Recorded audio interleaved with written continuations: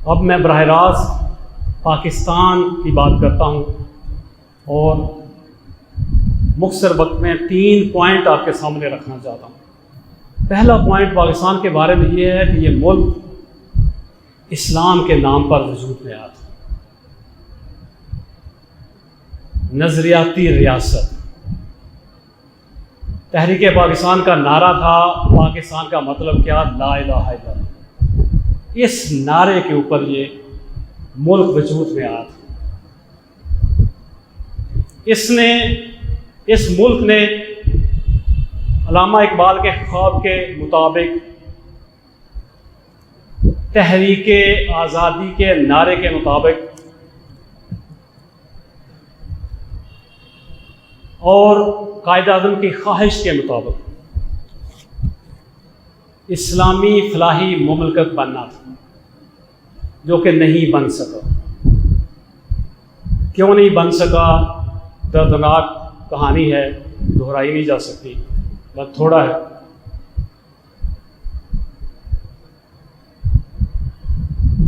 دوسری حقیقت، میں 3 حقائق پاکستان کے بارے میں آپ کے سامنے رکھنا چاہتا ہوں۔ پہلی حقیقت آپ نے سن لی۔ دوسری حقیقت، پاکستان جب سے بنا ہے اس سے بڑے خوفناک حادثات کا سامنا رہا، بہت مشکل حالات سے یہ ملک گزرتا رہا ہے، آج بھی گزر رہا ہے۔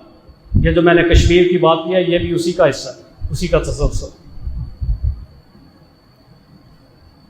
یہ جو حالات ہیں اس کے اتنے گمبھیر ہیں، اتنے گمبھیر ہو جاتے رہے ہیں کہ اکثر اوقات آپ نے سنا ہوگا کہ عالمی سیاست کے مہرہ بازوں نے پاکستان کے ختم ہونے کی پیشین گوئیاں کر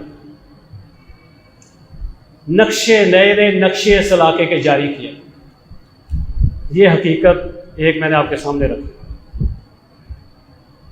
نمبر 2، دوسری حقیقت۔ تیسری حقیقت کے سلسلے میں یہ ہے کہ پاکستان کی تاریخ بتاتی ہے، 72 سالہ تاریخ، کہ حادثات بھی آئے، مشکل حالات بھی آئے، لیکن جب کوئی ٹرننگ پوائنٹ آیا تو اللہ تعالیٰ نے اس ملک کو ایک معجزہ رونما ہوا، اس ملک کو بچا لیا۔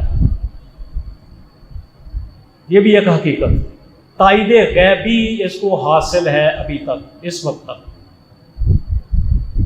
یہ 3 حقیقتیں آپ پاکستان کے بارے میں ذہن میں رکھیں، پھر میں اگلی بات کرتا ہوں۔ میں دوبارہ دوہرا دیتا ہوں۔ نمبر 1، یہ ملک اسلام کے نام پر بنا تھا۔ ہماری قیادت، ہماری قوم، کچھ لوگ پھر گئے وعدے سے، کچھ نہ کر سکے، ابھی تک نہیں ہو سکے۔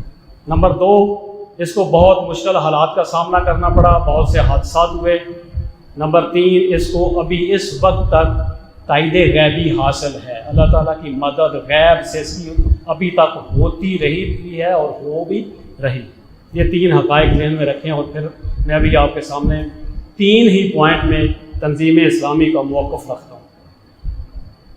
اس میں پہلا موقف تنظیم اسلامی کا اس حوالے سے یہ ہے، نمبر 1، کہ پاکستان کے جو مشکل حالات ہیں، جو مسائل ہیں، ان سب کا سبب ایک ہے، اور وہ یہ ہے کہ یہ پاکستان جس لیے بنا تھا، جس وعدے پہ بنا تھا، اللہ تعالیٰ سے وعدہ کر کے اس قوم نے یہ ملک لیا تھا، اس وعدے سے ہم، اگر یہ لفظ زیادہ بھاری نہ ہو تو میں کہہ دوں کہ ہم اس سے پھر گئے۔ جو بھی اس کی وجوہات ہیں، تحقیق طلب بھی ہیں، جو بھی سامنے بھی ہیں، ہم وہ نہیں کر سکے۔ یہ سارے پاکستان کے سارے مسائل کی ایک ہی وجہ ہے، اور وہ یہ۔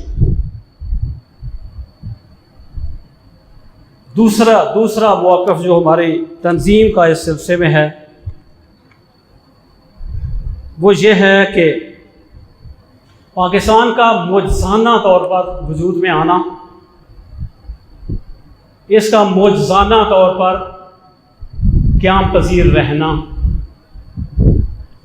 اور اس کا ایک نظریاتی ریاست کے طور پر، ایٹمی قوت کے طور پر پورے عالم اسلام میں ایک خاص منفرد حیثیت کا حامل ہونا،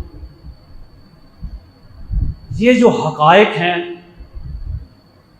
بہت سوچنے والے حقائق ہیں، اور ان سے یہ نظر آتا ہے کہ قدرت کو، اللہ تعالیٰ کو اس ملک سے اسلام کی نشاط ثانیہ کے حوالے سے شاید یہ ملک، اس کا وجود کسی بہت بڑے اللہ کے کسی بہت بڑے منصوبے کا حصہ ہے۔